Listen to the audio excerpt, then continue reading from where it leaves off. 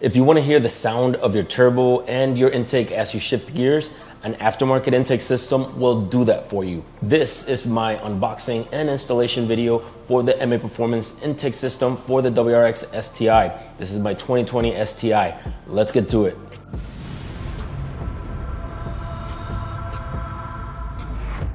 This particular intake I'm unboxing can be purchased on its own from MAPerformance, or it comes included in their Stage 2 package for the STI, which is what I now have installed, and it also includes a downpipe. I will link my review of the entire package and a detailed install of downpipe above and in the video description for those interested. There's no denying every component in this kit is very high quality. I especially like how much surface area the cone filter has. Everything you need for the install is included, from the filter to the intake pipe, the MAP sensor extension, rubber coupler, associated hardware, and of course a heavy-duty heat shield. To get this installed, we have to remove the stock intake system. Now, removing the intake is quite easy. First, remove the air scoop by unclipping it from the two pop clips right here on the front. After that, it comes right out. Go ahead and unscrew the MAP sensor. Then with a small screwdriver, get under this clip and pinch the sides to pull it from the intake. There's a 10mm bolt that has to be removed down here, a 10mm nut on the front right here, and another one back here. With a flathead screwdriver, we have to loosen this hose clamp, and then to make it easier, remove this bracket altogether with a 10mm wrench. With that done, remove the rear element first and then the front, and that's it. So the mass airflow sensor is a very critical component that must be installed back, so use a lot of care when handling it. If your car starts idling poorly and you know your filter is clean, it's definitely worth cleaning the MAP sensor with dedicated cleaner. Once the sensor is out, be sure to put the screws back so you don't lose them, because we will not be reusing them. With that, we're gonna connect the MAP sensor into the intake tube. Thankfully, it only goes in one way and it fits snugly, so make sure you push it in flush. Take the included screws and first start them by hand so we don't cross thread them. And then we're gonna fully tighten them with a 2.5mm Allen wrench. Be sure not to over tighten them. They are small screws, so they don't need a lot of torque. Let's change gears a bit and take care of the heat shield. There's a power steering hose that goes right through this opening right here, so we have to protect it against chafing. So that's what this is for right here. All we're gonna do is bend it like this and then slide it into the opening.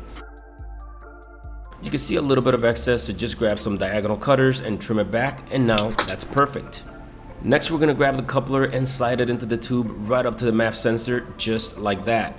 Then grab one of the worm gear clamps from the kit, and I should mention these require very little torque. So I recommend using a flathead screwdriver rather than a socket.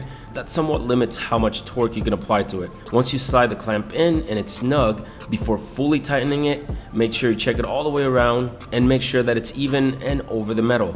Once you're satisfied, go ahead and tighten it. If you see the excess right here start bending that way too much, you've overdone it. So I'm good right about there.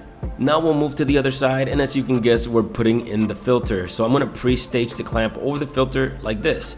With that done, you'll notice right here that there's a lip inside the filter, and it won't allow the tube to go past that lip right there. So all we have to do is stick in the tube until it goes in no further, which is exactly what I'm doing right now. And again, check the clamp all the way around, and when you're satisfied, tighten it like the other one. Inside the front part of the stock filter, there is a 10mm nut that will allow us to take off the rubber vibration isolator, which we are going to be using. Once it's out, you can put the stock intake in your stock parts bin. Now we can put that rubber vibration isolator on the bracket here. You want the flat side, not this side here. So just place it like you see me doing, and then of course, tighten the nut. And if we move right in front to this support beam, you will find a 10mm ground bolt, and you guessed it, just remove the bolt and set it aside for a moment. Next, we're gonna grab that heat shield and carefully place it on the frame like this. Make sure that the power steering hose fits properly through the opening. You can see here how it should look.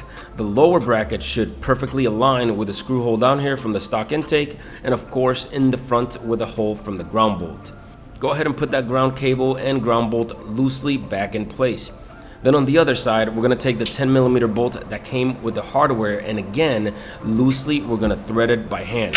Notice how you can move this up and down like this. What we're gonna do is hold it up and then fully tighten that ground bolt in the front. Once it's tight, we'll tighten this one.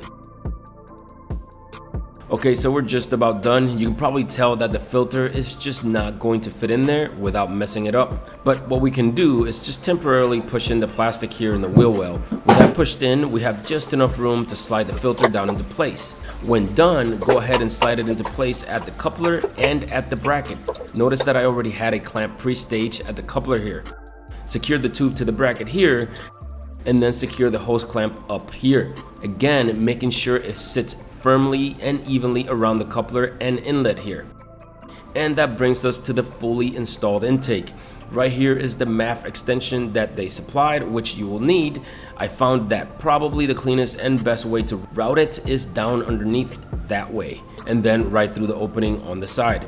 So all I need now is a couple of zip ties to clean it up, and then we'll be good to go. One thing I noticed is that there's no lower support bracket down here, so this has some flex. So under hard acceleration, it will move a bit. You can see the movement here. So that's it, it's installed. The next step is installing the tune. Now before I go, I do want to make something clear. If you install this intake or any other intake for that matter, it's important to get your car tuned. You have to scale the MAP sensor so that your ECU knows how much air to expect with a new configuration. Be it through an off-the-shelf MAP, a remote tune, a traditional tune, it's just important to get it done. Now I've been using the off-the-shelf MAP that came with a stage 2 package, which included a downpipe, and it's actually worked great. The MAPerformance off-the-shelf MAP has proven very well done. I've been monitoring it on the access port and I see nothing unusual, so I would recommend it, but it's always best to have your car professionally tuned. That's gonna do it for this video. Thanks so much for watching. I'll see you next video. Take care.